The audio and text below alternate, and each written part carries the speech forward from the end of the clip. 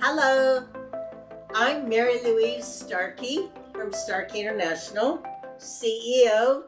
Been doing this 43 years. Wow. And you? I'm Xavier Medicine, Director of Education at Starkey International. Happy Espresso Day. Everybody loves him, because he's so French. And croissant. And don't forget Mike Perrier. And I'm really lucky because my Frenchman here takes care of us and the students when they do come. And when we go to do private training, he takes care of everybody on staff. So, we want to do a private training. We get calls often. And so one of the first things we ask people is, okay, how many square feet of home do you have? Because that tells us how many hours of cleaning there actually is in a home. We have a baseline for most everything. We also ask how many people are on staff. Oh, and are they trained?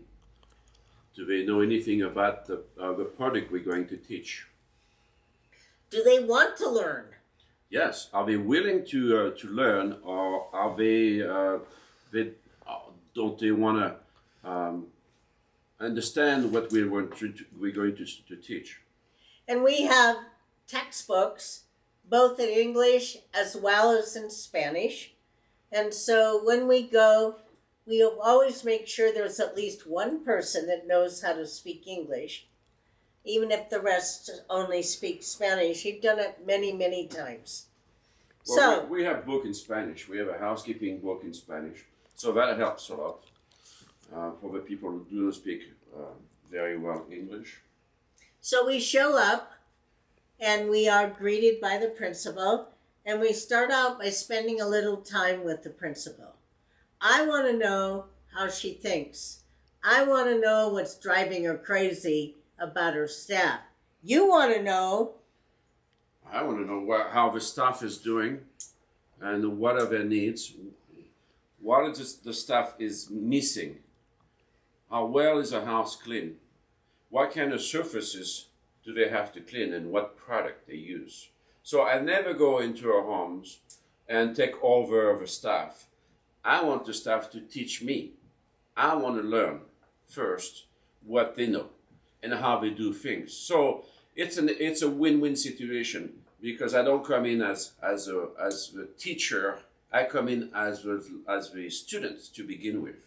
Then when I go around and talk to each of the different staff and what they do and how they clean and what product they use and what kind of surface they have, then I can make my suggestions and start by showing them what's the best way. Usually, if I come into our homes, the staff is willing to learn. Very few times do I have a staff that is a wall.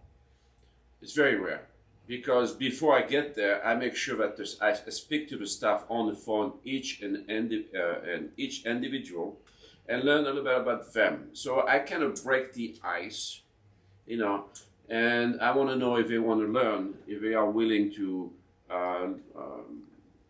listen to me to show them how to do things. But I am willing, and I tell them that I'm willing to learn about them and what they do. Because, you don't throw the baby and the water together.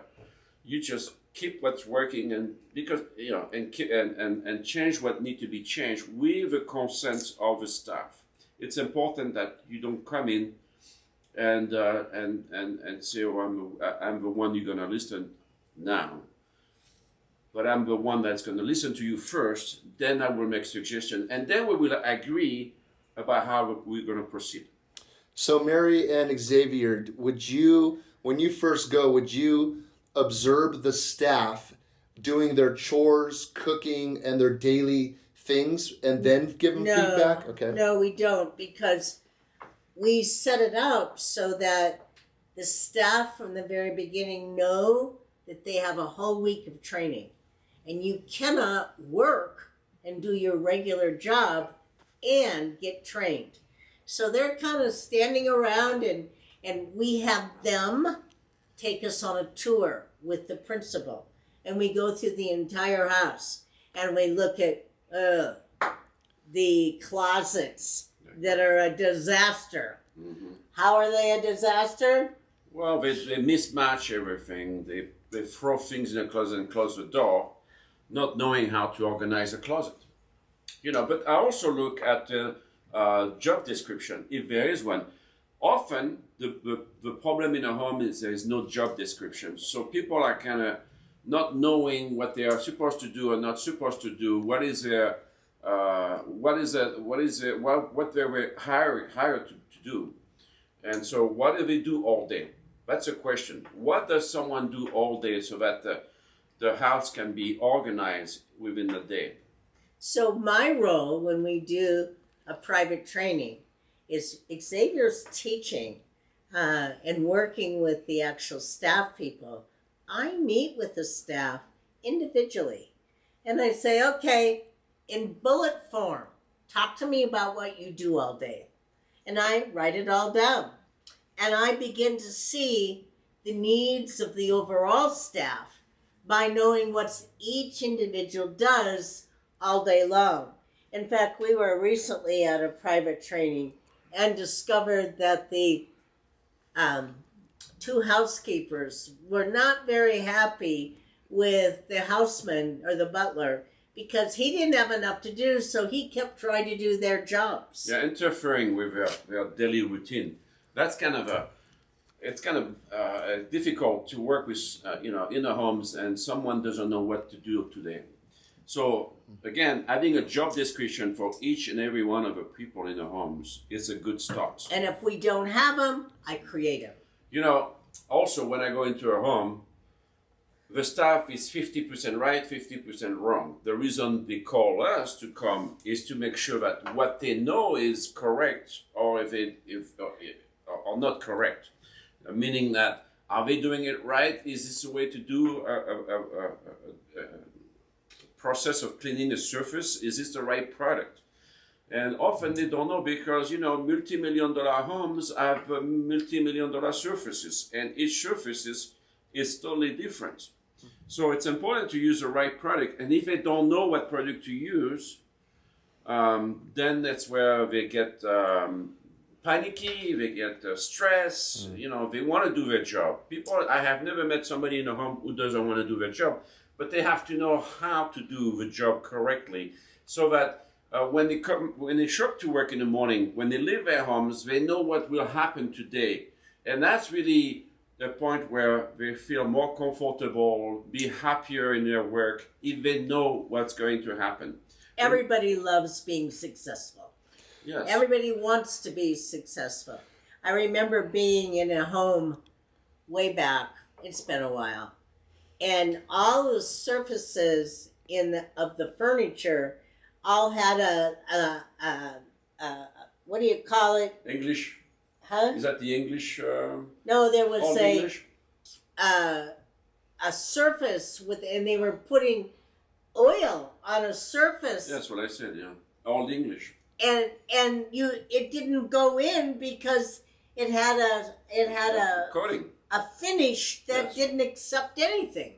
Yeah, like a piano. You don't put any finish on a piano because the piano has already a coating that makes it shine. So you don't want to use this kind of product. So if you have fine antiques in a home, most of my clients don't buy from American Furniture. They have really high-end, beautiful things. So it's important to know what people are doing and what products people are doing. Oh, that's so What do you important. think's more when you meet with them individually after you do a private training? What are some of the things that the staff will say back to you of, wow, you helped me with the time management.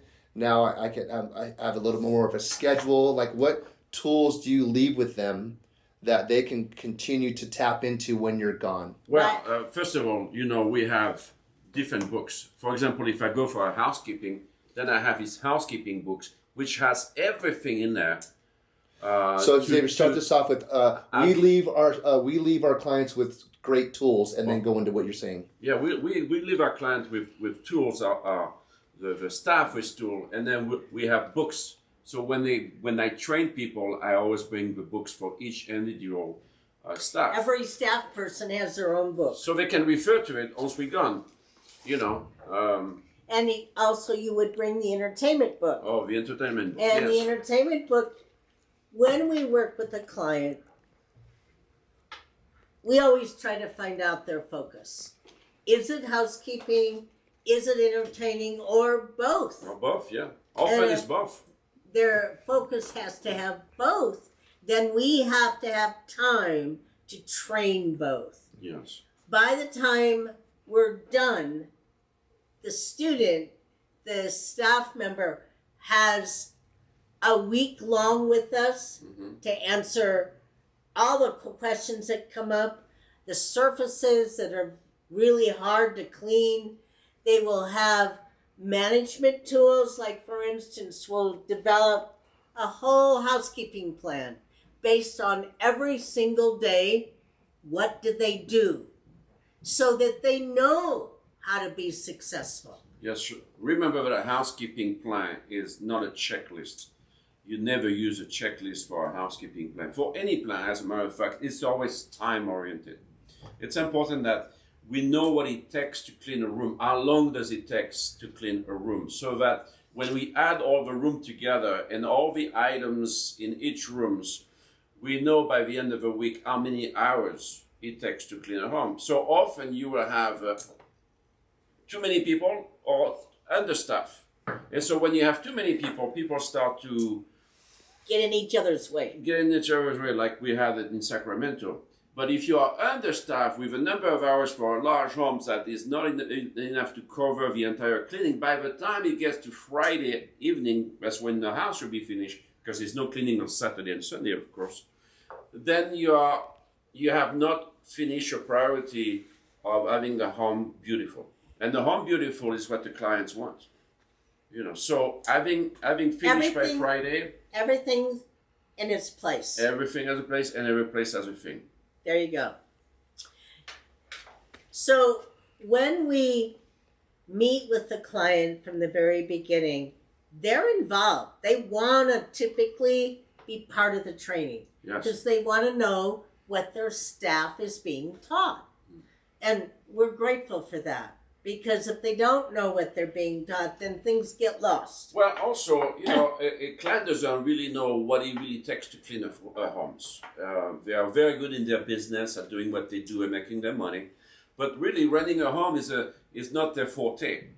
But if they participate in a training because they are interested in what we do and why we come, they pay us a lot of money, they themselves learn. And by the time they finish the week, now they understand better what the staff has to go through to get their home ready. Beautiful. How typically principals have no idea what it takes for a staff member or members to clean an entire home. They've never had to do it, so they don't know. So it becomes are you playing? It becomes a learning process for both the staff as well as the principal. If you see that, you remember that I put a little coaster underneath. I put my Perrier over here. Perrier from France. I'm from France. And a little lemon inside. So it's refreshing. Shake the Perrier. Pull the Perrier. We're good. This is what Anyway, where were we at? This is what I put up with all the time. My Frenchman here. Yes. So, Have you introduced your little dog? we didn't introduce And Timmy. look at his beautiful coat. Oh, A winter coat. we Yeah. have Timmy with his snowman coat. Snowman, yeah. It's cold. Yeah. 15 degrees last night in Denver. Oh yeah, he was Oh, shivering. yeah. He was shivering. So outside of cleaning, which we Yes. know is a huge part of why you guys go in and educate. I love going and educate because 35 years of working in homes for different high net worth clients, royalties or presidents, I came to a point where I want to teach that. I want to teach what I know, and I want people to be sponge and willing to learn. And I'm willing to share everything that I know. There is no secrets. You know, teaching is about opening up. It's about being honest with people, being totally upfront, genuine, and sharing stories of my mistake. I wasn't perfect all the time. I was not perfect. Okay, so but I've learned, and when you make mistake, it's completely okay as long as you learn from it. You know, don't be stubborn. You know, so. That is my. I cherish going into a home. First of all, because allow me to travel, to meet people who are willing to and open to learn and share their stories. And we are in the same industries, so it's important for me that I feel that I give everything I can, you know, to the people I go and teach to. People really love Xavier as an instructor, and while he's teaching, I'm meeting individually with each staff person for about an hour, Right. and listening to what works in their position, the bullet points of what they do. What is the first question you will ask? What do you do all day? That is the most important. You work into a home. Let's say we place you. You want to be placed into a home, right? The first question is what do you want to do all day? Really? Because You know, when you're looking for a position, you should have a list of things that you want to do during the day, because you're going to be doing it 8 to 10 hours a day. right. And if you don't know what you want to be doing all day, you're in trouble. If you don't know why you're going into our homes and what family, how big of a family, and geographic locations, you need to know all of that, where you will feel comfortable about taking the positions. You must ask a lot of questions to yourself. So let's bring everything to a head. There is, when we do private training, when we leave, staff members will be empowered because they know what they're supposed to be doing. Secondly, there is a written housekeeping plan that the employer and the staff people can refer to. There may be new cleaning tools and products that work better than what they had, maybe not. Yes. Remember, housekeeping, you have to keep the product as simple as possible. You do not want to get all those chemicals. It's not necessary. There's too much chemical on the market. The simpler, let's say, beeswax. Beeswax is perfect because, first of all, it's wonderful smell. It's natural. And you can use that on a lot of furniture without having to worry that you are using the wrong product. So water and vinegar, it's as simple as that. You want to kill bacteria, what's better than vinegar? And so on and so forth. There is a lot of simple things you can do to make a house beautiful and looks like you use the best product when in the world the most sophisticated chemical, no. You use the most simple product, works fantastic. Okay, so we have the housekeeping, thank you, down pat. Yes. And they may also want to be trained when they entertain. Entertainment. Our last client that we were at, she wants to entertain friends, and they have a whole legacy going of people that work for them that they want to bring in and make part of their extended family.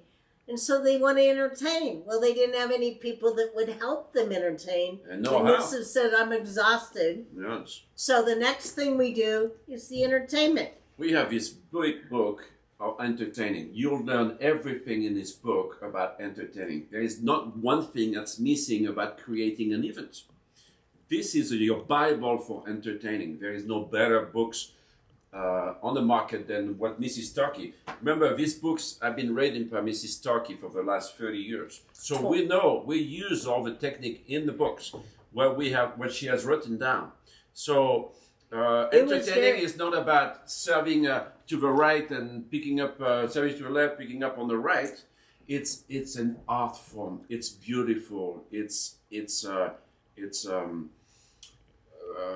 gives you some energy and doing it with grace and beautiful plate setting, and It's a show. You are an artist. You are an actor. You are on stage.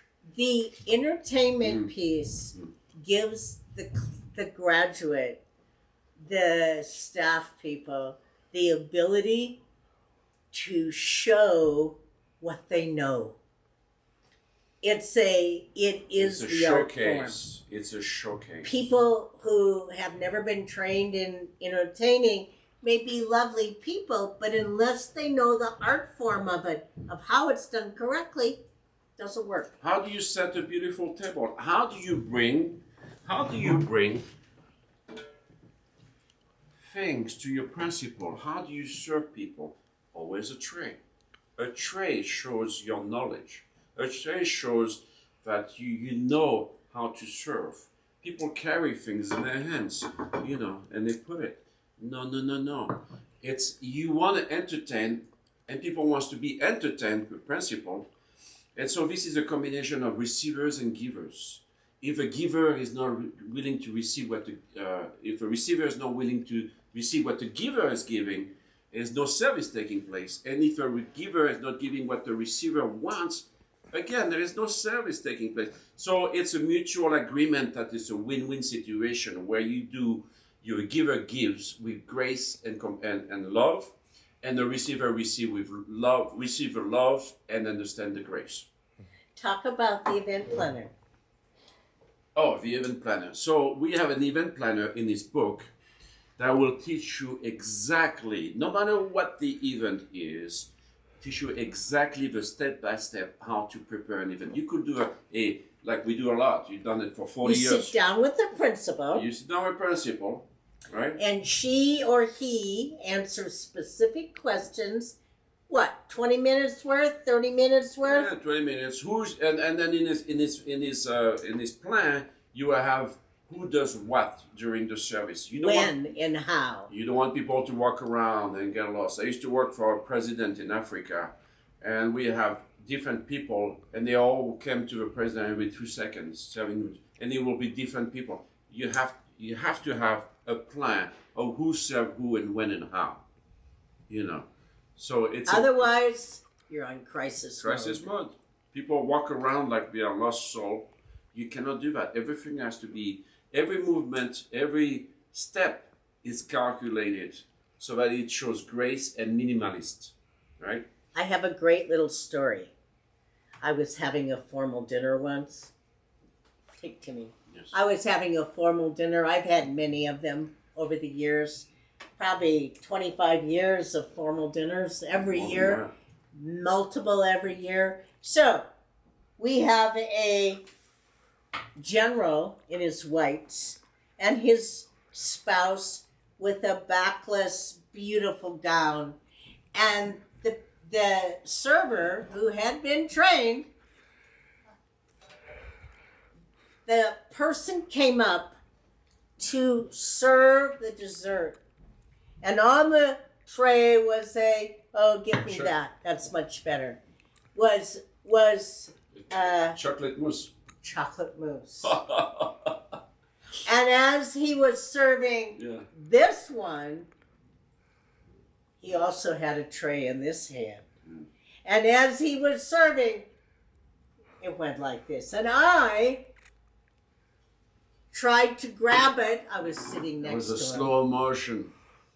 Slow motion of trying to catch it. I didn't. Yeah, and you see in your head the disaster coming up.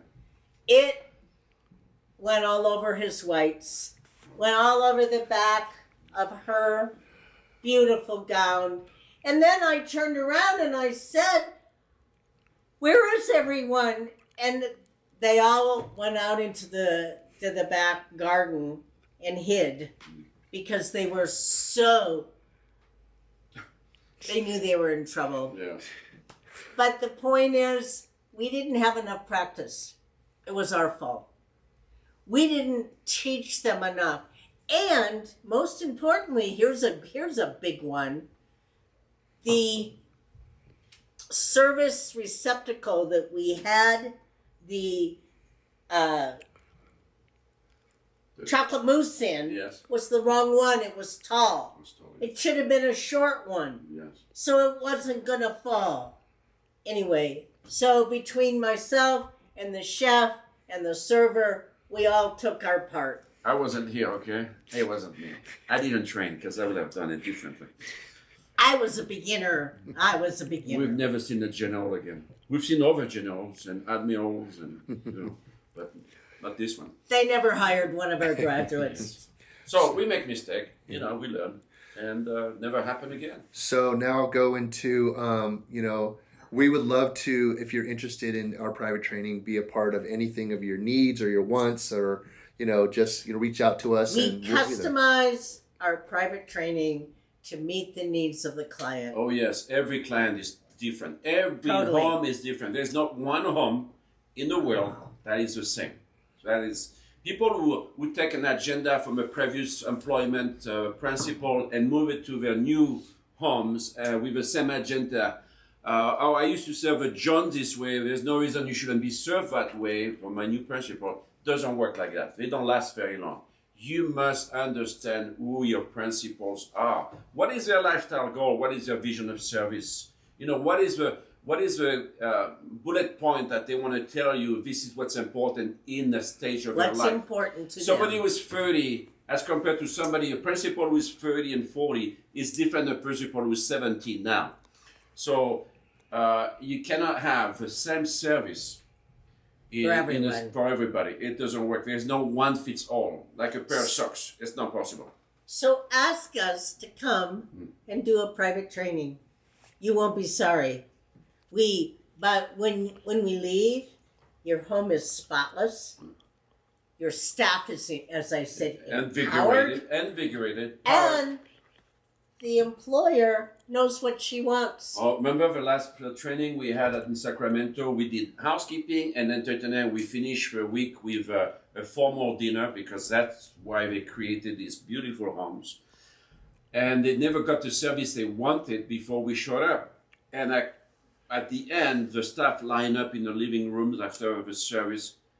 And you won't believe, but the principal started crying. Because they spent $50 million in the homes, beautiful home, for entertaining, and nobody really knew how to.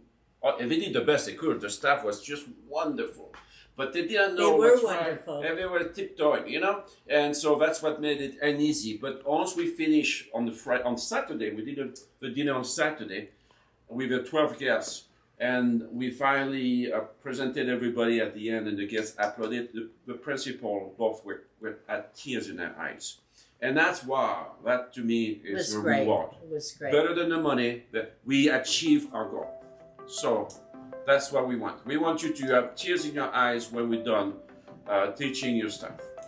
Thank you for listening. Thank you. God bless you. And Have Timmy, a wonderful holiday season. And Timmy, say goodbye. Bye-bye. Bye-bye, Timmy.